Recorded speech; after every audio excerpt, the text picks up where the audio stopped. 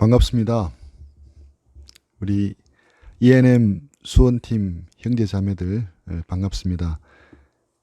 이렇게 유튜브로 말씀들을 나눌 수 있어서 너무 감사한 것 같습니다.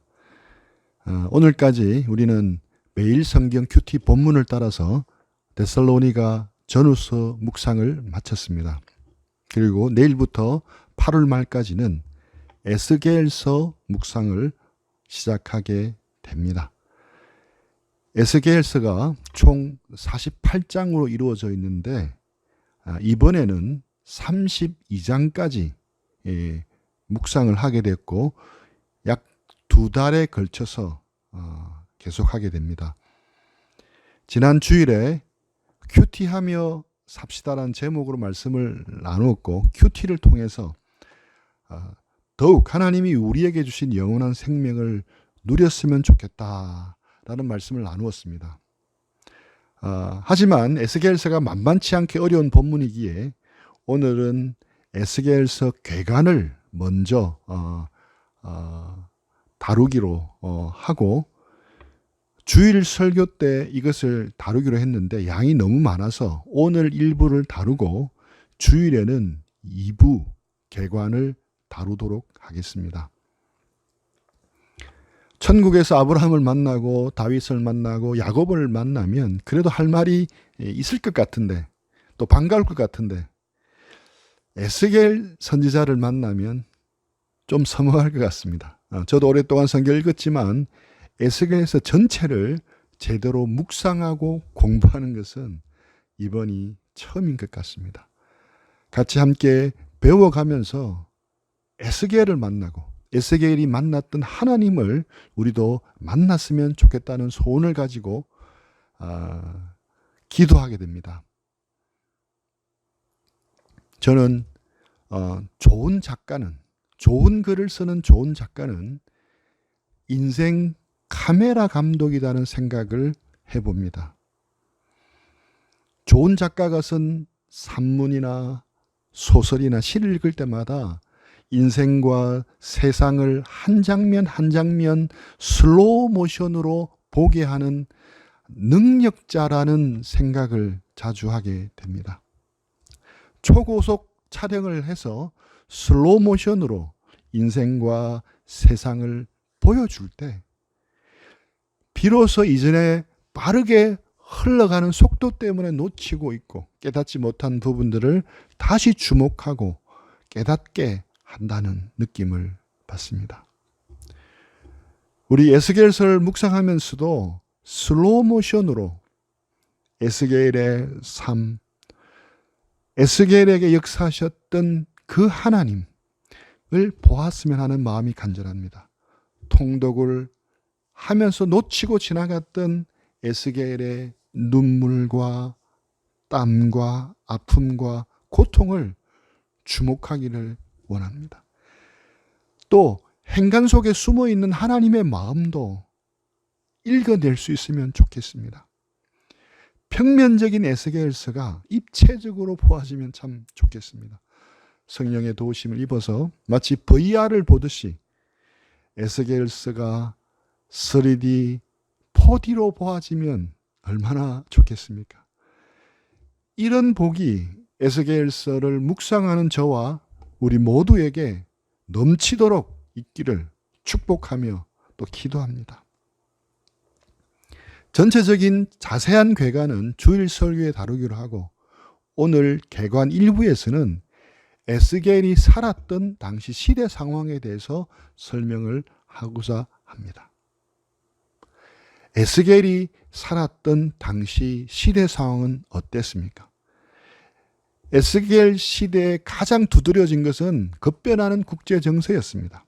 대제국 아수르가 쇠퇴하고 바벨론이 신흥 제국으로 부상하던 시기였습니다. 에스겔 시대 이스라엘 북쪽에 있었던 큰 강대국 2개를 뽑으라면 아수르와 바벨론입니다. 아수르의 위치는 바벨론 위쪽입니다. 이 지역은 사방이 산으로 둘러싸여 있습니다. 아수르 사람들은 그 산악이 둘러싸여 있는 지역에 살고 있으면서 당시로는 최신식 철기 무기와 기병을 운용하는 막강한 군사력을 가진 호전적인 민족이었습니다. 막강한 군사력을 바탕으로 아수르는 아주 적극적으로 정복 전쟁을 했습니다. 서진에서 애굽까지 공격했습니다. 그런데 이 아수르는 피정복민들을 잔인하게 다루었습니다. 사람들의 씨를 말려 해골탑을 쌓기도 하고 항복한 지역도 군주와 귀족들을 짐승처럼 코에 구멍을 뚫고 쇠사슬로 엮어가서 처형하기도 하고 평민들도 강제로 먼 곳으로 이주시키고 심지어 아이들이 거추장스럽다고 해서 바위에 머리를 박아 죽일 정도였습니다. 그 아수르의 수도가 어디입니까? 네, 니느웨입니다. 니느웨에서 사역했던 선지자가 생각이 납니까? 요나입니다. 요나가 왜 니느웨로 가서 복음을 전하라 했는데 도망갔는지 이해가 되십니까?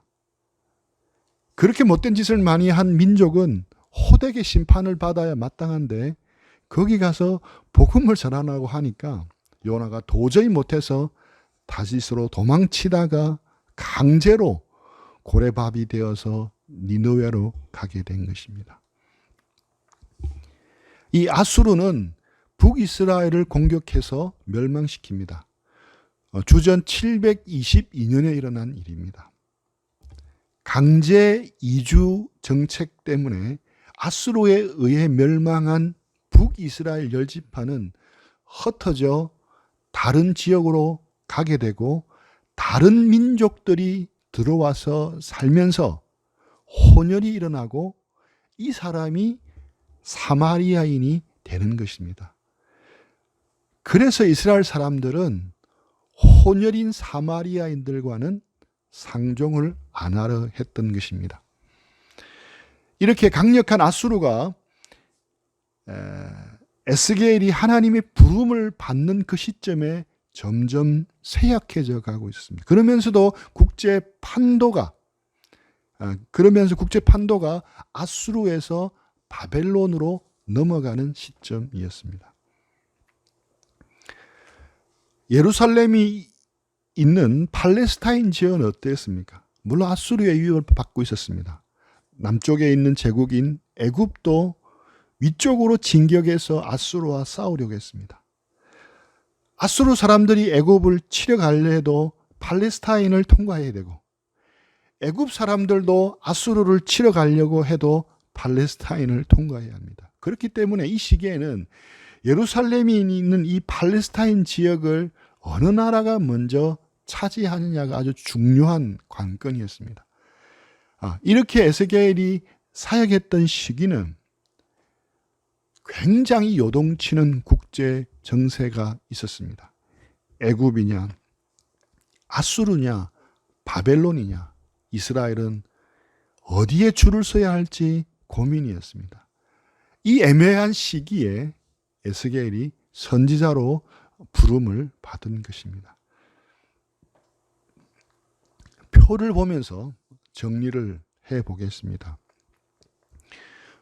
구약에서 남유다의 마지막 시기를 이해하기 위해서는 반드시 이 사건들을 알아야 합니다. 이 굵직굵직한 사건들을 아셔야만 남쪽 유다의 마지막 시대를 이해할 수가 있습니다. 맨 먼저 주전 609년을 이해해야 합니다. 무기또 전쟁이 있었습니다. 애굽왕 바롯느고가 아수르를 치려고 팔레스타인 지역을 지나가려고 합니다. 그때 요시야 왕이 바롯느고의 길을 막고 싸우려고 합니다.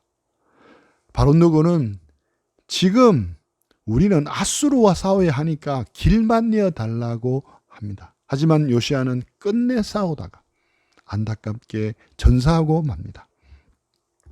요시야 왕이 무깃도 전쟁에서 전사한 이때부터 애굽이 예루살렘을 통치하게 됩니다. 애굽 왕이 요시야의 아들 중에 셋째 아들인 여호와하스를 왕으로 세웁니다. 이 여호와하스는 애굽의 꼭두각시 왕이었지만 말을 잘 안 듣습니다. 그래서 3개월 만에 폐위시키고 애굽으로 데려가서 죽입니다. 이 여호와스를 끌어내고 애굽은 다시 요시야 왕의 둘째 아들 여호야김을 세웁니다. 여호야김 시대에 어떤 일이 벌어졌습니까? 두 번째 중요한 사건인 갈그미스 전투가 벌어집니다. 주전 605년에 일어난 일입니다. 갈그미스 전투는 애굽과 아수르가 바벨론에 의해서 패배되는 사건입니다. 이 갈그미스 전투를 통하여 고대 근동의 판도가 애굽과 아수르 중심에서 바벨론 중심으로 바뀌게 됩니다. 고대 근동 강대국의 판도를 바꾼 굉장히 중요한 사건이고 전투였습니다. 그리고 세 번째 중요한 사건이 벌어집니다. 바로 1차 포로 이송입니다. 갈그미스 전투에서 애굽을 대표한 바벨론 왕 느부갓네살은 그 다음에부터 서쪽으로 그 다음 원정을 떠났습니다. 이때 남유다의 왕은 여호야김이었습니다. 여호야김이 친바벨론파였습니까? 친애굽파였습니까? 예, 친애굽파였습니다. 애굽 왕 바론느고의 봉신이었던 여호야김은 바뀐 상황을 얼른 파악을 합니다. 그리고 애굽을 버리고 느부갓네살에게 굴복하고 조공을 바칩니다. 이때 바벨론은 포로로 지식층과 기술자 등을 바벨론으로 데려갑니다. 이것이 1차 포로 이송입니다. 우리가 잘 아는 다니엘과 그의 친구들이 이때 바벨론의 포로로 끌려갑니다. 주전 603년에 일어난 일입니다. 네 번째 중요한 사건은 2차 포로 이송입니다. 주전 601년 느부갓네살은 애굽을 원정 갔다가 상당한 피해를 입고 퇴각을 합니다. 이것을 보고 고무된 여호야김이 바벨론에게 다시 등을 돌리고 애굽과 동맹을 맺습니다. 이에 격분한 바벨론 왕 느부갓네살은 주전 598년에 예루살렘 원정을 떠나 그 다음 봄에 예루살렘을 포위합니다. 이때 남유다 왕은 누구입니까? 여호야김은 예루살렘이 포위당한 직전이나 직후에 죽습니다. 그리고 그의 아들 여호야긴이 왕위에 오릅니다. 여호야긴은 저항을 포기하고 성문을 열고 느부갓네살에게 항복을 합니다. 예루살렘은 이렇게 해서 멸망은 피했지만 약탈과 유배는 피할 수가 없었습니다. 느부갓네살은 왕궁과 성전의 보물을 약탈하고 여호야긴과 그의 가족과 정치, 사회, 종교 지도자들을 바벨론으로 사로잡아 갔습니다. 이것이 2차 포로 이송입니다. 이 사건은 에스겔을 이해하는 데 굉장히 중요합니다. 왜 그렇습니까? 예루살렘 제사장 가문이었던 에스겔 집안도 이때 함께 유배를 당하게 된 것입니다. 여호야긴 왕과 함께 에스겔이 포로로 끌려갔기 때문입니다. 우리 에스겔서 1장 2절 여호야긴이 사로잡힌 지 5년 그달 초다세라. 함께 같이 잡혀갔습니다. 다섯 번째 중요한 사건은 3차 포로 이송입니다. 느부갓네살은 요야긴을 대신해서 시드기야를 왕으로 세웁니다. 바벨론 봉심으로 출발한 시드기야 왕권은 처음부터 허약했습니다. 이미 예루살렘과 유다는 경제적으로 궁핍했을 뿐 아니라 정치적인 역량을 갖춘 인적 자원도 매우 부족했습니다. 예루살렘 왕궁은 친바벨론파와 친애굽파가 갈라져 싸웠고 왕은 무기력하게 혼란을 방치했습니다. 예레미야 선지자가 이때 애굽을 의지하지 말고 바벨론에게 항복하라는 메시지를 계속 전합니다. 그것이 하나님의 뜻이라고 말합니다. 하지만 친애굽파가 득세하고 예레미야를 옥에 가두고 그런 상황 속에서 시드기야는 통치 9년 만에 봉신관계를 파기하고 바벨론을 향해 반기를 들었습니다.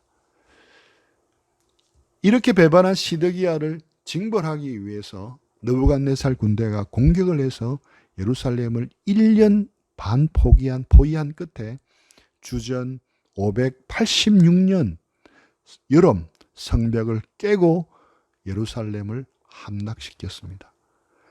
점령당한 예루살렘은 약탈과 파괴에 넘겨지게 되었고 성전과 왕궁과 집들은 잿더미가 됩니다. 집에 계층에 속한 자들을 포함한 많은 사람이 사로잡혀 바벨론으로 끌려가게 됩니다. 이것이 3차 포로 이송입니다. 바벨론 땅에서는 에스겔이 외쳤던 메시지요. 유다 땅에서는 예레미야가 외쳤던 메시지, 그 메시지대로 남유다는 완전히 초토화되고 멸망하게 됩니다. 에스겔 선지자를 둘러싸고 있었던 시대적 배경이 이렇다는 것을 알고 성경을 묵상해 나가면 좀 더 입체적으로 보이리라 생각합니다. 그럼 개관 1부는 여기서 마치도록 하겠습니다. 다음 영상은 7월 12일 매일 성경 본문인 에스겔서 1장 1절부터 14절 말씀에 대해서 나누겠습니다. 우리 한번 기도하겠습니다. 하나님 아버지, 에스겔서를 묵상하기를 원합니다. 에스겔 선지자를 이 묵상을 통해서 제대로 만나기를 원합니다.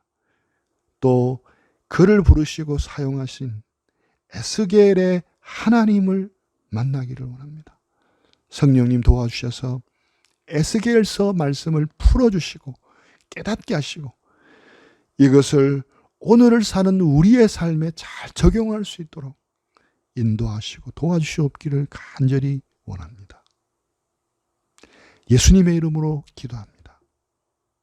아멘.